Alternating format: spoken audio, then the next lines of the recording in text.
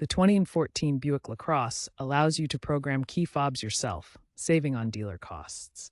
This process involves using the car's built-in system to sync the fob. You can program up to 2 fobs per cycle. Begin by ensuring you have a compatible key fob, ideally an OEM part, to avoid issues with aftermarket versions that may have incompatible chipsets. Make sure the key fob battery is fresh and above 3 volts, as low battery voltage is a common cause of programming failure. The vehicle's body control module, BCM, synchronizes the remote with the car's immobilizer system.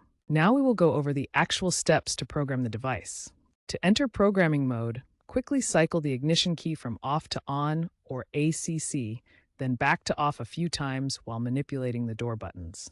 Check your owner's manual for the exact sequence, as it can vary slightly.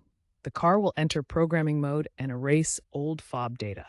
Press and hold the lock and unlock buttons on the new key fob at the same time until the car recognizes it. You'll usually hear a chime or see a light flash. Repeat for a second fob if needed.